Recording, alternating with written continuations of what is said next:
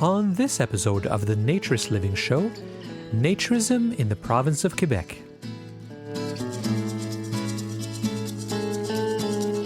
This episode of the Naturist Living Show is brought to you by Bear Oaks Family Naturist Park.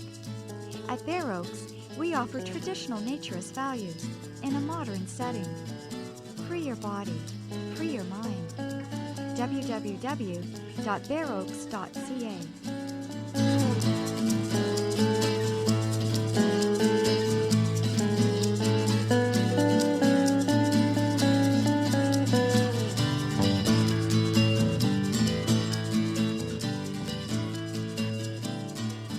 Welcome to episode 35 of the Naturist Living Show. 35 shows, almost 3 years. And I'm very excited because the last few months we've had a real increase in listenership. Not sure what happened, but starting with the Christian Naturism podcast and then the show on Growing Up Without Shame, which mostly was new for August, even though it came out at the end of July. We've had a real upsurge in the number of downloads of the show.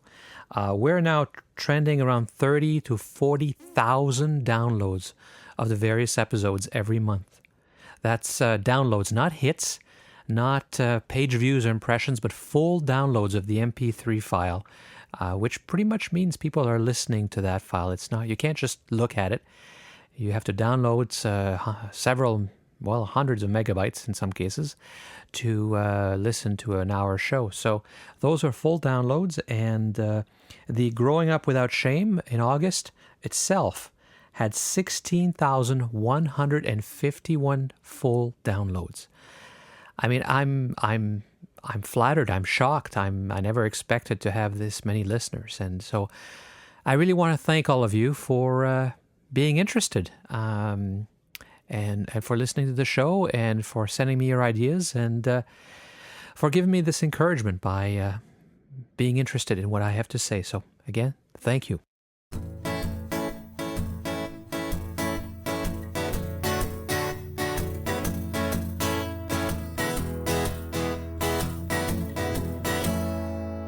So if you listen to the show through iTunes, or you have an iTunes account, or you're synchronized through iTunes, you can help the show by giving it a rating. You can go in and give a comment.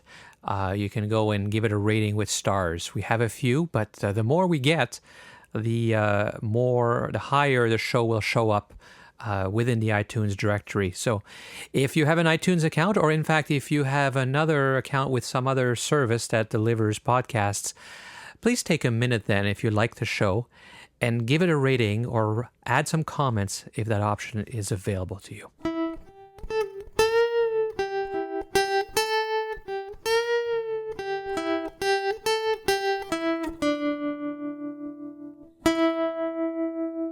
On a topic of getting feedback, I get many emails all the time, and please don't stop though. I really enjoy them. I can't read them all on the show. I mean, there's too many of them now, but each one does give me a little encouragement to keep going, and confirms that I'm doing this for a good reason, that it does matter to people and does make a difference. I did get one letter. Unfortunately, all the way back in April. Well, it was written in April. I think I got it in May. It didn't have a postal code, so it was probably a little slow in delivery. And this is a letter from Jeff. And I couldn't reply to him because he didn't provide a mailing address for reasons which will be obvious in a minute. So let's just say that it comes from somewhere in the Midwest United States. And it goes like this. Dear Stefan, I wanted to write and tell you just how much I have enjoyed the Naturist Living Show podcast. I am very new to naturism, and I have found the podcast very helpful in my efforts to understand the philosophy. I find myself in the same conflicted place that I assume plagues many naturists. I would very much like to adopt the naturist lifestyle, but I cannot see the various important people in my life accepting it. I am a man in my early 50s that is married with 2 school-age kids. Had I been awakened to naturism earlier in my life, I might have seen the opportunity to engage my wife and raise my kids in this philosophy. As it stands, I am confident that my wife and kids would not accept social nudity at all. I fear that my commitment to naturism would be chalked up to a midlife crisis. Maybe my search for a better way is part of a midlife crisis. I am not confident my friends and co-workers would understand if I came out of the closet. I am certain that it would jeopardize my employment. I have found it striking that up until now I have not understood the dilemma faced by those that live alternative lifestyles. I now understand the difficulty that a gay person could have with coming out of the closet. As you can imagine, I have still not visited a club or resort. I recently traveled to southern Florida and had an opportunity to visit Haulover Beach. It was fantastic. I spent the afternoon naked on the beach on a beautiful 80-degree day. The only thing that would have made it better was having family or friends that understood naturism along to enjoy it together. Since then, I have visited a textile area of Florida with my family for spring break. I want to strip off that swimsuit and jump in the surf naked. I was constantly reminded of my day nude on the beach and how wonderful it was.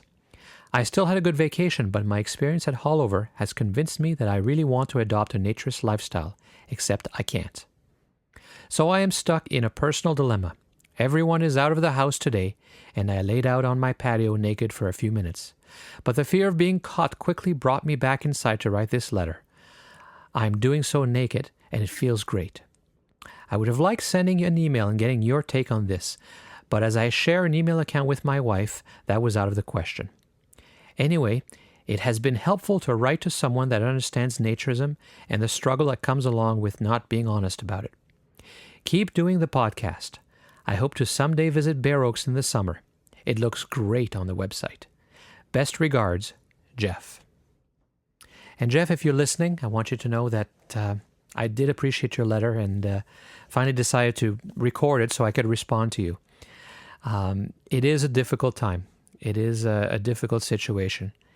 And but the only thing that worries me is that the longer you keep this secret, the more you're going to make it seem wrong if your family finds out. Because they're going to think there really is something not right about it, suspicious, because you hid it for too long. So one of the things is to try to find ways to introduce the idea without necessarily saying that you have already participated. Just showing an interest might be a good way of doing it. And actually, this podcast may not be a bad way of doing it either, because there's no pictures, it's only audio, it's only talking. Clearly, if you're listening to a podcast like this, you're not doing it for the titillation of the imagery. And as the old joke goes, you're doing it for the articles, not for the centerfold. So the Women podcast, the Women in Naturism podcast from, it's been over a year now, is still one of the very popular one. It gets a lot of downloads. And I assume it continues to get a lot of downloads because people find it interesting for women to listen to, that women get something out of it. I certainly have gotten many comments, some that I've read on the show, that this is a great show to introduce naturism to women and to help them understand and to help them feel right about it, and that it's not just another way to exploit them because they're so used to that in our mainstream society. So if you put it on a CD and maybe played it in a car as something you ran across that you just wanted to listen with her and discuss with her afterwards without necessarily giving away that you've actually tried it, that might be a good way to introduce it and start the conversation. Of course, I don't know your spouse, and I don't know your relationship, and only you know that, and only you know what you can do and what won't jeopardize it. And I wouldn't want you to jeopardize your relationship. That's not worth it. And while I understand a bit how you feel, because certainly it was hard when I first started, as it is for most people, I've never had a relationship where I wasn't able to discuss these things with my spouse. I wouldn't have jumped in quite into it maybe before talking to her. But I've always been very open, and we've always had open channel of communication. And even if she didn't agree with me, she always understood because we discussed it and she understood how I feel. So hopefully you can talk about it and hopefully you can make it work.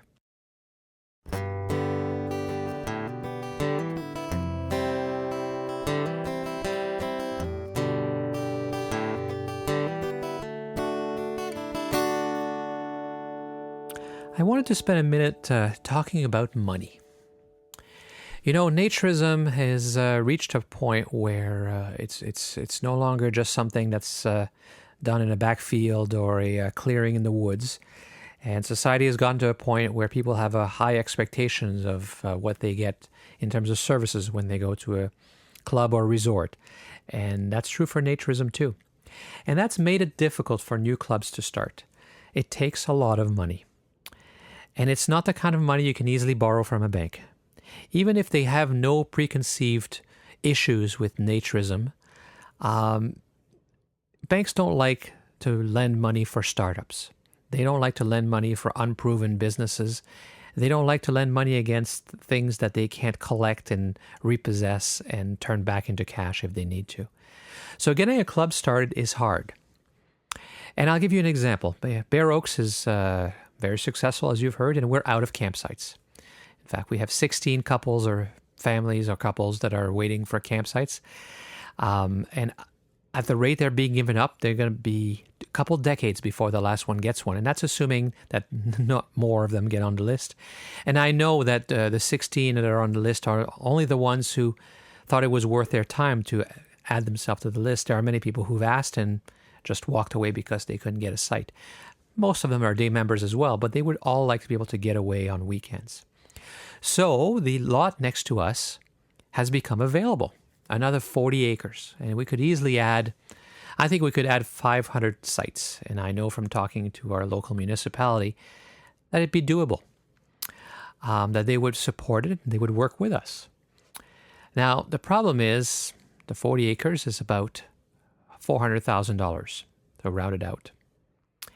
And that's a virgin piece of land. So to add the roads and the sewers and the water systems and the electrical systems, we're probably looking at another $500,000. So total, we're looking at close to $1 million. And when you consider that it would probably take 3 years, it means that you would have to sit on $1 million for 3 years without any revenue. Now, I just did a quick calculation, and if you take $1 million at a fairly reasonable interest rate right now, but that might be a little bit low in the future, of 5%, amortized over 25 years, you're looking at a monthly payment of $6,000. So we would be paying $6,000 a month for 3 years without any revenue. That's, of course, not affordable. So does it make any sense? Well, actually, it would be a great investment. It would be a great investment because let's say we can't do 500 sites, we can only do 300. And let's say that we can only lease them out at the lowest rate that we have, which is for seasonal sites at the back. They're very small, they have no septic connections, and they only have a 30 amp electricity. Likely, of course, these new sites would be higher and better in every way, year-round, with full sewage connection, etc., etc. But let's assume that I take the absolute lowest price that we're currently charging, which is about $2,000 a year. Well, 300 sites at $2,000 a year means $600,000 a year. And that's not counting all of the additional revenues that might happen with the store and a restaurant and everything else. So, of course, it makes total sense to invest and build. But you can't just borrow the money from a bank because the bank won't lend it to you. They will lend you maybe half of the value of the land on a commercial enterprise like this. The rest would have to come from somebody who is an investor. What you really need is you need people who have the money and see the potential, understand that naturism is a good business model and that you can make very good money at it, and is willing to sit on the money until that revenue comes in. They would probably get a great rate of return over the long run, but they'd have to be willing to invest and take the risk. And that's the problem, and that's what we need. So if you know wherever you are, if you have money, if you have access to capital, if you know people who do, I challenge you to take that money or find the people with the money and convince them that naturism is a good investment. Find the people who understand business, who understand naturism like you do, and Get them involved. Get their money involved in growing naturism. Toronto has only now 2 naturist clubs to service, depending on the size you consider Toronto to be, because it's sort of a non-stop population. But let's say the greater Toronto area is somewhere between 4 and 8 million people. I know that's a big range, but you can actually keep going and going and going and going. But I know that within an hour of Bear Oaks, there's about 4 million people. There's only 2 clubs to service both of those, all that population. Both of the clubs, Bear Oaks and Ponderosa, are full. And there's room for probably another half dozen clubs that would succeed and that would do well without any of us really competing with each other. But that won't happen unless somebody with the money is willing to invest and find, of course, the people to run it who have the expertise and knowledge on how to run a business successfully.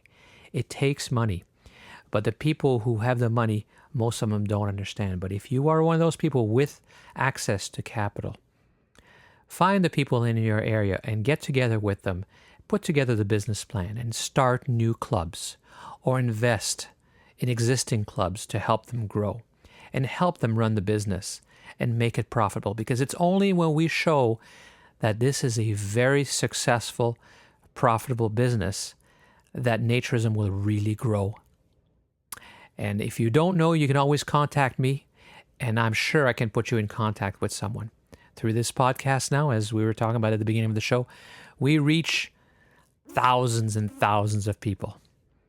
And so if you have the funds, if you have the resources, help me put you together with those people, or contact your local naturist organization or your local clubs, and let's get naturism growing.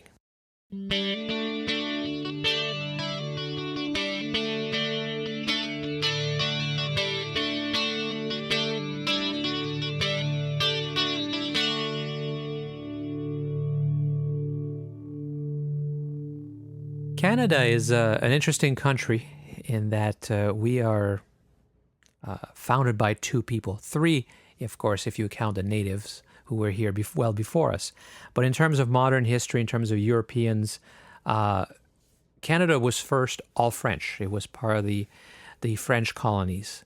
And after some wars, the British took over Canada and won Canada after wars and battles. It was still French for a long time, a long period of time, nearly 100 years. The British allowed the French Canada to continue with their culture, with their religion and their language, because it was easier to govern that way, to let them govern themselves. It was only after the American Revolutionary War, which ended in 1784, that Canada suddenly had an influx of English-speaking people.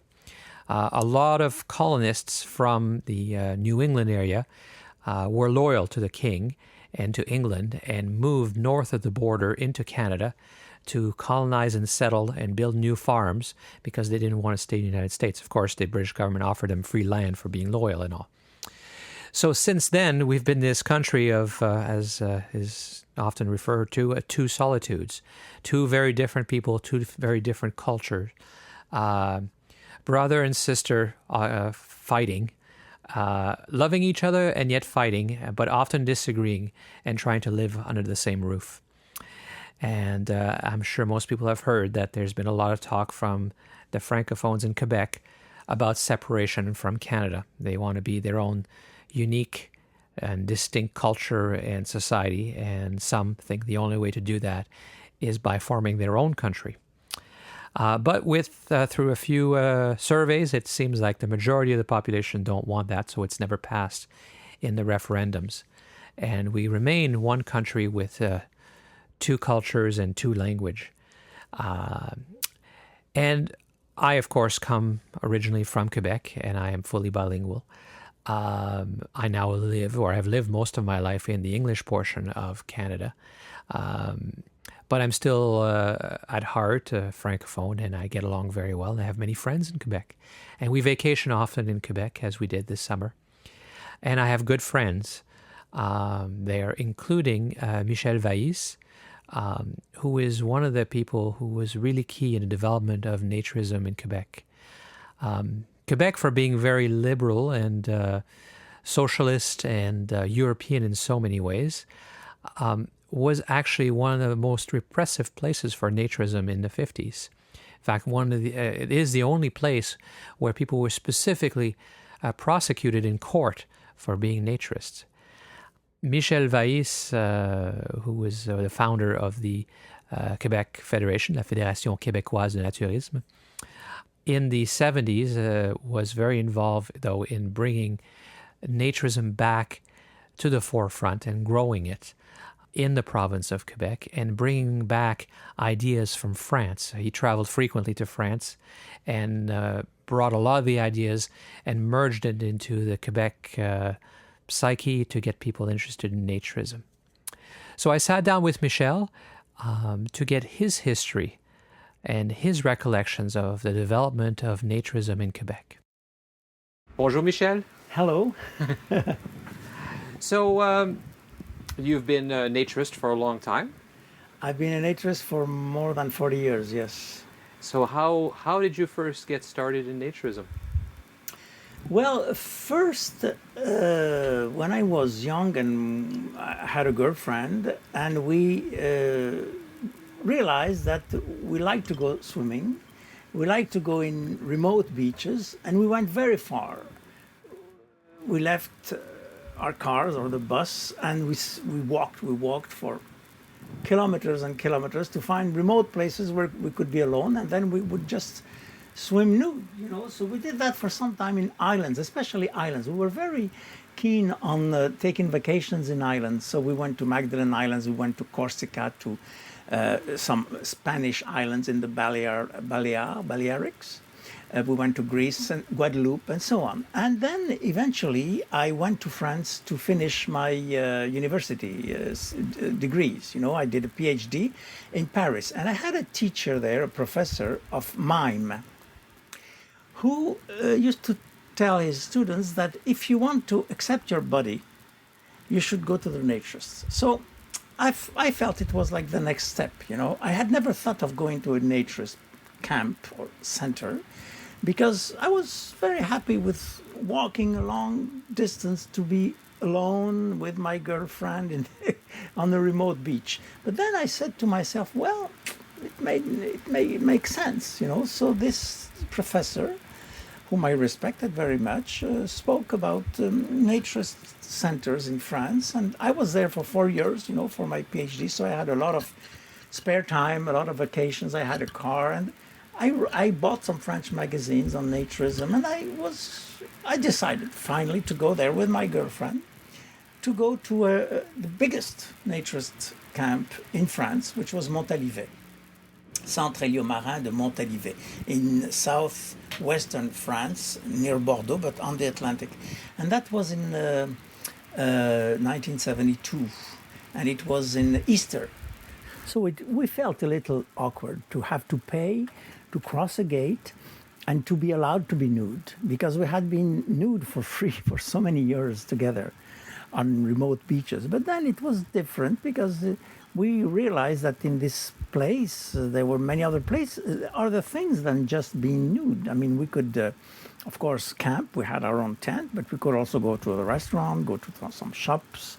There was a whole shopping center there. I mean, with a lot of butcher shop, boulangerie, bakery shop, and cafe, fish shop, and so on. So it was like a nude society. It was quite different from being alone on a remote beach. And we met such marvelous persons there. It was Easter, so it was a little coolish, but we were in the dunes, and it was possible to get some sun in the dunes when it was a little windy. And we had long talks with some people who lived in Paris like we did, and who told us about naturist activities in the city. So when we went back to Paris, we went to a swimming pool, sauna, hammam, and so on, reserved for naturists some days, of the week. And we became members of a naturist club in Paris. And of course, I also discovered this marvelous magazine called La Vie au Soleil. And when I came back to Quebec after 4 years there, well, of course, we were looking for something similar here. And the naturist centers had begun to open in Quebec in the 70s, in the early 70s. But each of them was like independent. You know, there was nothing there was no organization, there was no federation, nothing to put them together. You know, there were no indoor activities in the city. There was no magazine. There was nothing. So I decided to create first of all, I decided to join one of those centers, La Pommerie, where I am still now. And there I spoke with many members who were there, and I said, well, we should, organize some activities all year round for naturists. And of course, they found it made sense, and they said, well, why don't you create that organization? So this is how I became the founder, the main founder of the Federation of Quebec Naturists. And we did all, of course, the first aim was to get all the centers together. So the club owners said, if you want to create some organization, well, do so. But don't come and tell us how to run our own businesses. So what I decided to do with my friends was to do everything that the clubs don't do. In other words, none of those clubs was taking care of any indoor activity during the winter. So we did that. None of them had a magazine or supported there was no Naturist magazine here, so I created one called Au Naturel. And then none of them, for example, organized trips abroad during the winter in naturist places like Cuba, Mexico, and so on. So we did that at the FQN. And of course, the FQN very, very rapidly had some regional sections, So it started in Montreal, and then we had a regional section in Quebec City. So we had some activities there. They rented the YMCA and other things. And then we had one in Lac-Saint-Jean. We had one in Sherbrooke, in Shawinigan, in fact, Shawinigan for the Trois-Rivières area. And then we had some activities in Ottawa. So it was a whole network. And this lasted for many years. And then, of course, we asked for the International Naturist Federation to recognize us because nobody was there to represent Canada or Quebec or, So they said, yes, of course, but do you represent Canada? I said, no, we represent Quebec because we're a Quebec group, But if any time something similar starts in Canada, of course, we will share representation with the INF. We will join together to represent both groups. So 7 or 8 years after the foundation of the Quebec Naturist Federation, which was founded in 1977, so I think it's 1984 or 85, is it, that the FCN started? I think 85, really. 85. Yeah, so it's about 8 years after the FQN started in Quebec that the FCN, Federation of Canadian Naturists, started. I received a letter one day from Doug Beckett, a man who said, we want to create a Naturist Federation. Well, he was more speaking about a nudist federation at that time, but he said nudist/naturist. But I said, very quickly, naturist is the word that we should use. That's the word we chose for Quebec. And so he wanted to have some advice, and he wanted to know if we were interested. At the same time, he wrote to all the clubs in Quebec, and in fact throughout Canada, because the only organization taking care of naturists in Canada at that time was the ASA, which is the American Sunbathing Association, which then has become the American Association for Nude Recreation, AANR. So at that time, ASA had members, club members throughout Canada and including Quebec. And the Quebec Federation was doing quite well. At that time, in 1984-85, the Quebec Federation had about 2,500 members already, you see.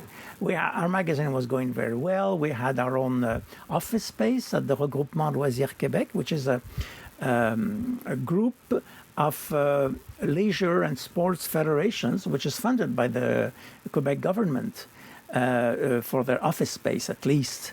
And all this regroupement is in the Olympic Stadium. You know, they converted garages, parts of the garages of the Olympic Stadium into a huge network of office spaces for those leisure and the sports federations. And the FQN was accepted as a member, even though the FQN never had any direct grants from the government, from any government. We still had, we were admitted through to have an office space at the Regroupement Loisirs Québec, and it cost $100 a year. Still now, I mean, the FQN is still there now, and it costs about $125 a year, for this office space, which is fantastic. Hadn't there been, though, prior to the FQN, in the 50s and 60s, there were already clubs in Quebec, and there was an association then? No. In the 50s, there was no clubs in Quebec. There was one attempt to create a club by Gaëtan Couture, and he was in jail. He went to jail. I mean, he wanted to create a nudist club. This is how they called it at that time. And the name he gave to his club was Les Quétans. Quétans, which means Quebec Tans. Quétans. Okay, Les Quétans. So he had a personal property around Joliette, and he invited the members of his club to be in this property, but it was completely closed and sheltered. And one of the obligations to become a member of his club was, one of the conditions was to send a photo of oneself nude. So he got some members this way, but then he was accused of using the post for pornographic means, So just for having people nude, in these photos. So he had many trials, and finally he spent about 6 months more than that, I think 2 years in jail. He had about 4 or 5 trials. He won some of them, and he lost others. So this was around 1958, and this cooled down the chances of any Quebecers to create a naturist camp. This is why in the 60s, the Québécois mostly went to Ontario or Vermont naturist clubs, which were open then, in the 60s. So this is why many Québécois have been initiated to naturism in Vermont, in Forest City Lodge, in Maple Glen, and in Ontario there were some clubs like Domaine Richard Brunet, which used to be called Domaine Naturist du Québec. There was Le Club Bel Air, and there were a few others, Anne Yvon, I think, Anyways, there were 3 or 4 clubs in Ontario and Vermont close to the Quebec borders, which were full of Québécois, French Québécois. People who don't know the history of Quebec, and who know Quebec now, would be surprised to hear that, because Quebec is very European and open and tolerant. Yeah. Why was it that there was the only prosecution for nudism in Canada? Gaëtan Couture, yes, but that was under Duplessis, and yes. Duplessis was very right. Duplessis was the Prime Minister of Quebec, yes. And he was to the right, very right, very conservative, and the church was still very powerful at that time, until the death of Duplessis, in fact, in 1959, I think, something like that. So in the 60s, because of what had happened to Gaëtan Couture, people did not even try to create any naturist campus, but they found it easy enough to go to outside of the borders of Quebec, in Vermont and Ontario.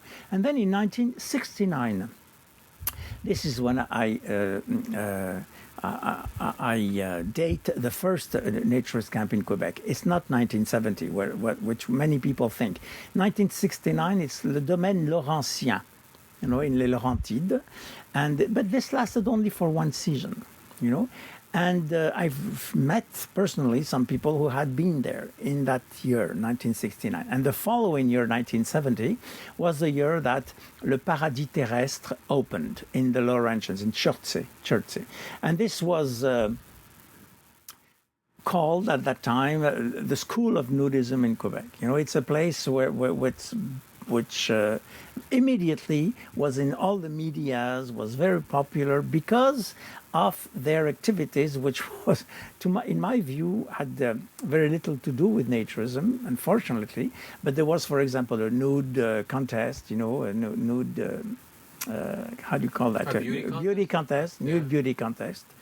They also had some marriages celebrated in the camp. They also they boasted that they had attracted some priests and some very important people, some stars. They had a concert. They had a rock concert, which was broadcast from there. Outside on the radio. And what else did they do? I mean, so Le Paradis Terrestre was really getting very strong and very popular. And then immediately after, many other clubs opened. They saw that it was possible with the Paradis Terrestre. So l'Oasis opened, La Vallée Rustique, La Pommerie, Loisirs Soleil. These are the first ones that opened just after the Paradis Terrestre in this around 70, I would say 73, 74, 75, 76. So what happened in less than 20 years to go from prosecuting people who were trying to do naturism to so many clubs opening? What happened in Quebec to change? Well, it was a quiet revolution, what we call the quiet revolution. In 1960, the Liberal Party took over, and the Union Nationale of Duplessis was beaten.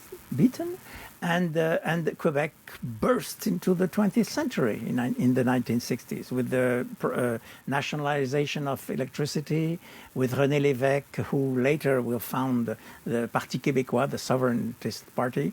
I mean, the whole society was changing, you know. We went, in Quebec, we went from the highest birth rate in the white race to the lowest birth rate in the white race. Can you imagine that? I mean, families had 10, 12, 15 children. And then suddenly they had no children at all. They didn't even marry. You know, they wouldn't go to church anymore. I mean, the whole society was completely changing, you know. So in the 70s, we were still in that trend, you know, of changing things.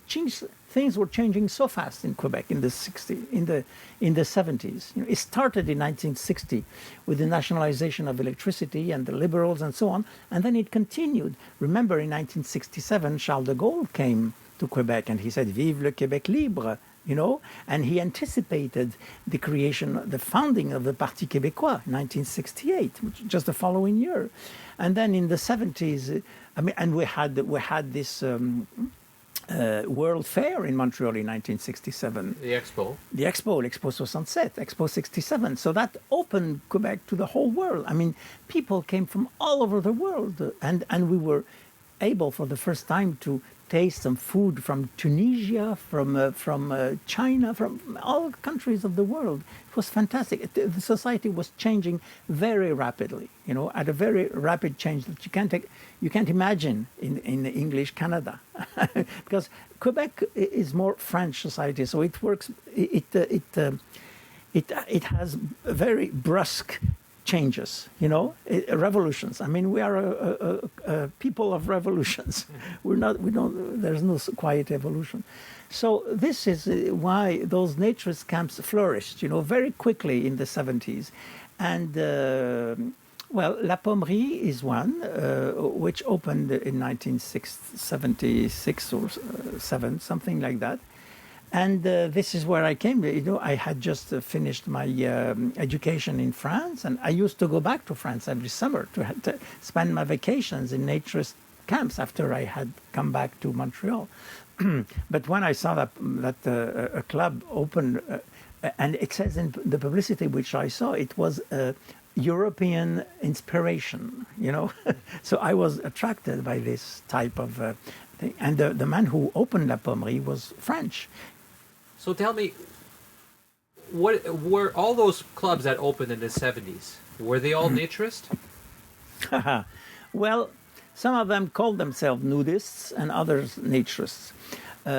Some of them were really only concerned with having people nude, and continue to drink their beer as as they did elsewhere, and have that loud music near the lake or near the swimming pool and so on. So most of them were not really, well, most of them, maybe some of them, I don't know to what extent, but I mean, among them, you had some people who were not really any different, than ordinary campers, except that they were naked, you see.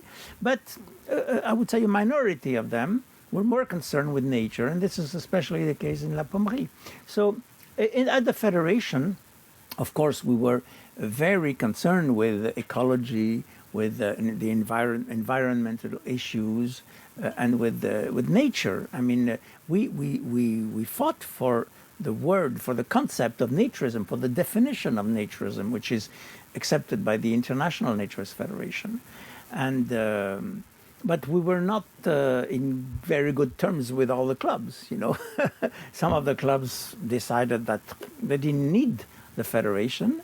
They didn't see why they should do things together with us, except that, of course, we were useful to all the clubs when, for example, when we had a booth at the camping fair, and we distributed the leaflets of the pamphlets of the clubs. We asked them, "Do you want us to distribute our pamphlets? Just give us some, and we'll distribute them." So we did that, And of course, they were very happy because they had some people visiting them. And another issue is the free beaches issue. Of course, at the Federation, we've always encouraged people to practice naturism in many ways, many different ways, whether it's in indoor activities or on free beaches or in clubs and so on. Because I've always thought that most people have their first experience on a nude beach, I don't call this personally naturism on a nude beach. It depends where. But I mean, for me, naturism needs some kind of organization, you see. The presence of foreigners. If you're just alone or with your family on a very, very remote beach where you don't see anybody else, I don't call this naturism. This is a kind of, how would I say, wild nudism, I would say, Naturism needs something, some kind of socialization. You see, so, but most people start this. There are steps to discover the full range of naturism activities. First, you start in your house. You can start do that with your friends. If you have a garden, you can be nude on a remote beach, and then eventually you meet some strangers, some foreigners, and you realize that you can be nude with a foreigner, and there's no revolution, there's no orgy, there's nothing.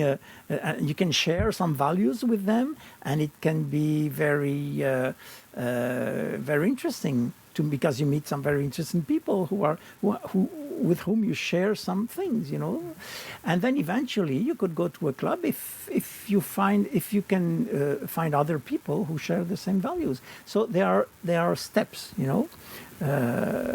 towards naturism. So we did not say to our members of the FQN, don't go to the free beaches, go to the clubs. But the club owners would have liked us to do that, because they say if people go to a free beach, they go for free. And why would they come to our club? So I answered, well, you have to offer more, So it was very difficult to find common grounds with the club owners for some time, at the beginning. So what is the status of naturism in Quebec today? Well, today there are, I don't know, about 6 clubs. Some of them have closed. Many of them have closed in the recent years, unfortunately. But the Federation, after having lost some power and some members over the years, now is regaining some members. And the reason why the Federation lost members is that 30 years ago, it was very useful to be a member of such a federation, an association, to get some information. But now you find a lot of things on the internet for free, you know. So this is why some people who had been members had not renewed, you know. So there was quite a number of memberships which were lost year after year, and the federation has gone down to about 250 members. You see, but now it's going up again. For example, in Quebec City, there used to be some activities. FQN activities in Quebec City. They had the YMCA, which they have been renting for more than 10 years, I think 12 years. But of course, it was all made by volunteers, you know. And then after 12 years, suddenly there was no more volunteer to take care of that. So it stopped. And we had no activities in Quebec City for 20 years.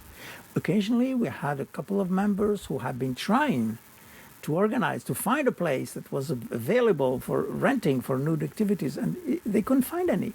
And then suddenly, last year, I don't know why, the stars were shaped differently, and last year it was made possible by a new group of people who have never seen the previous generation of naturists, and they found the YMCA, and they found a spa in the suburbs of Quebec, and now they are organizing excursions to different naturist centers or free beaches. For example, this very weekend of July 2011, they are here in La Pommerie right now. There's a whole group of Groupe Naturist de Québec.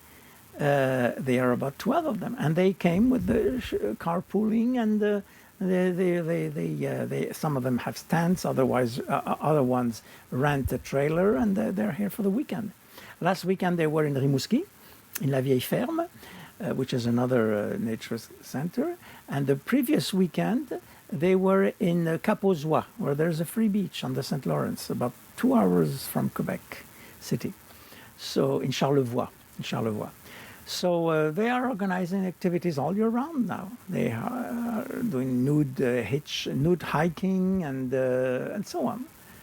So, you know, the media right now loves to talk about, because I guess they like the imagery that naturists or nudists are all old and fat, and it's not relevant to young people. And even there's been a number of articles in Europe that there's fewer in France, that women like to wear tops on the beaches instead of going top free. Mm-hmm. Do you think that's true? Do you think that naturism is no longer relevant to young people? I don't know. I don't think so. I see young people. This weekend in La Pommerie, there are so many children here, so many young couples with children. I think when you're young, when you're in your 20s, for example, you don't want to stay with your parents. You don't want to go where your parents go. When I was 20, I wanted to discover the world. And I went and I discovered the nude beaches, you know, for example. I traveled a lot, and I didn't want to. I went camping in remote places. I traveled throughout the world. And then eventually, you know, well, you like to have a place where it's a little more comfortable, not too far from the city, where you can leave the pressure of the city and the heat and so on. So there's an age for everything, you know. And I think that we see a lot of families with children here, and some teenagers, and some people who are older. I see many grandfathers and grandmothers here with their grandsons or grandchildren.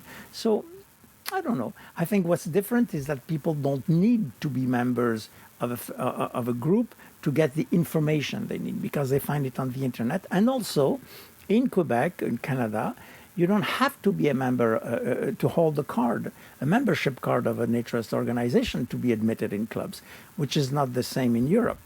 In Europe, if you go to France or Germany, to many European centers, you need a membership card of a federation, of a group, you know, to be admitted. Otherwise, they will sell you one, you know.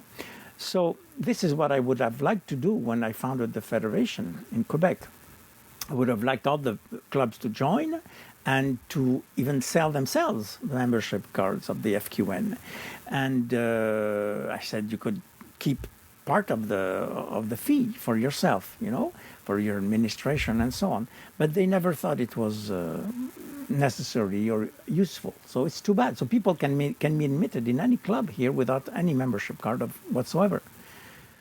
But so it's too bad because the magazine, for example, could have been sent to tens of thousands of people instead of just 1,500 or 2,000. You know, I mean, it could have made for a much stronger magazine.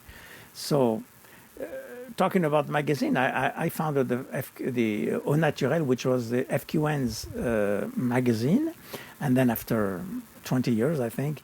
Well, other people took care of the magazine after I quit. But at one point, the board of directors of the FQN decided they didn't need a magazine. So it stopped. I mean, there was no more magazine. So I found it too bad. So I created my own magazine, private one, called Naturism Québec. And this lasted for 5 years, you know, but I was alone, I mean, to do it. I had to take care of the articles, the photos, selling the ads, and so on, and I wasn't supported. Happily, I had the help of Ross Vickers, who was taking care of the advertisements for the Going Natural, the FCN's magazine. And he took care of my ads as well, as a volunteer job, and he did that for 5 years. And after those 5 years, he said, sorry, I can't go on anymore. So this is when my magazine stopped publication, and I offered the FCN to send them articles in French for their own magazine. This is how the FCN's magazine became bilingual. Going Natural, Au Naturel. By the way, Going Natural is a translation of Au Naturel, you know, because when I founded the FQN, the name of my magazine was Au Naturel, so the FCN took the statutes of the FQN and adapted them for themselves. They took the name of the magazine and the name Naturism also, because at the beginning it wasn't obvious that they would use that term instead of nudism. And in fact, they found it very helpful, you know, that word. And at the beginning, they thought, the FCN thought, leaders at that time thought that we would create one big, large federation for all Canada. And I said, I don't think it will work, because we already have activities in Quebec, you know, we're going well in Quebec. It's working. We have a federation which is working. I think you should do the same in English Canada, and then together we will create some type of structure, you know, to work together and to have international representation. This is what we did with the FQN-FCN union. Right.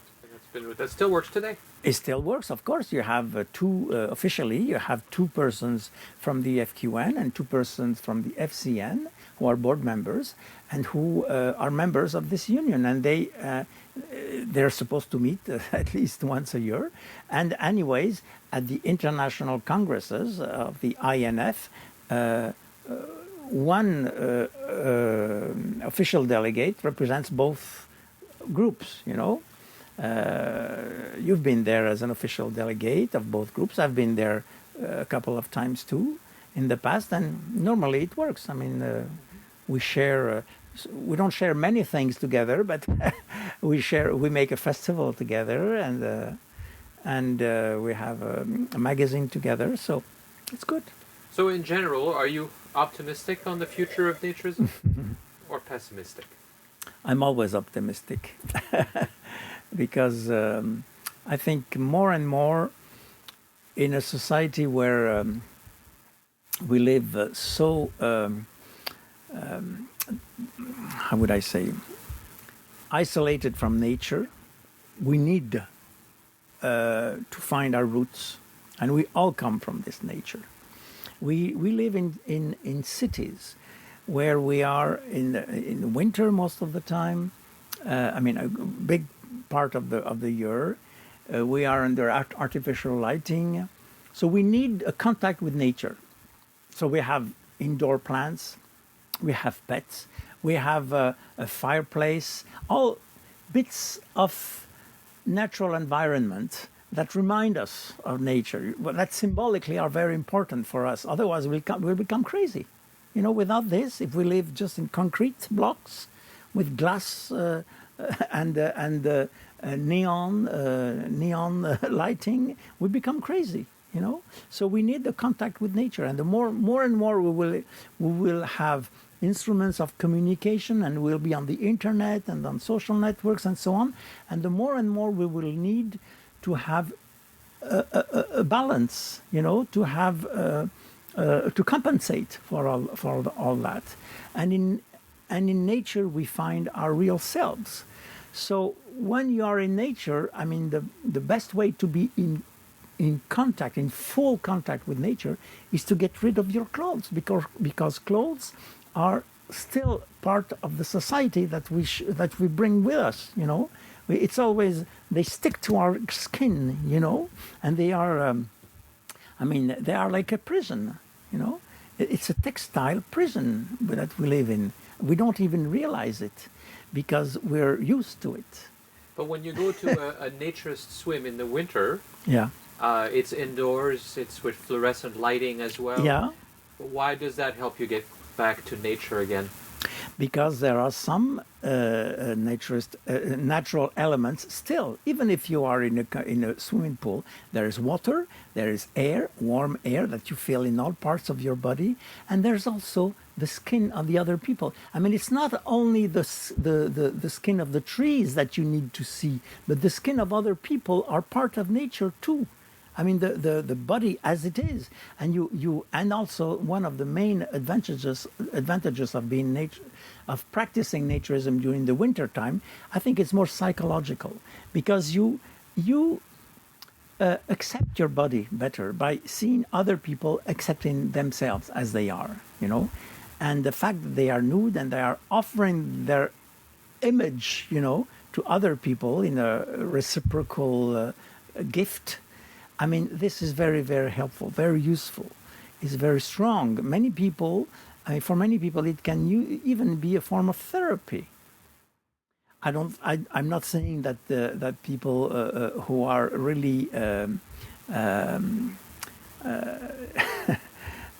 obsessed or sick should go to naturist places. I think there are a lot of things that we should get rid of before trying a naturist experience. But I think it is some form of therapy for people of many ages. I mean, I've seen so many in more than 40 years. I've seen so many people discovering naturism at a quite a late age, in their 50s or 60s or 70s, and they speak about this experience with so much emotion. You know, it's hard to believe what it makes them. You know, how they feel.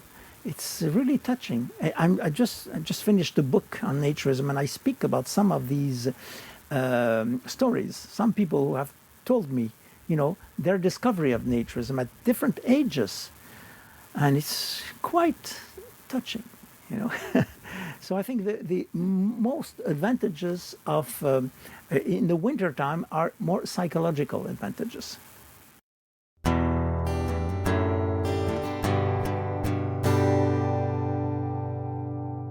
Well, that's it for this episode of the Naturist Living Show. Thank you, as always, for listening. The thousands and thousands of you, apparently, out there who are downloading and listening to the show. My name is Stéphane Deschênes, and I'm your host for this podcast and the owner of Bear Oaks Family Naturist Park. You can find links to all of the items that I mentioned in the show notes on the show's website, which is located at naturistliving, one word, .bearoaks.ca, because we are in Canada. Please keep sending your comments and your suggestions. As I said at the beginning of the show, I really appreciate getting them. It keeps me going. The show's email address is naturistliving@bearoaks.ca. That's B-A-R-E, of course. B-A-R-E, oaks.ca. Join us again in about a month for the next episode of the Naturist Living Show, where we'll be discussing fashion and naturism. This episode of the Naturist Living Show was brought to you by Bear Oaks Family Naturist Park. Traditional naturist values in a modern setting. Traditional values means that naturism is more than just taking your clothes off. It is a life philosophy with physical, psychological, environmental, social, and moral benefits. Bare Oaks Family Naturist Park strives to promote those naturist values in a modern setting that provides the amenities and services that our members and visitors expect. Free your body, free your mind. Learn more at www.bareoaks.ca.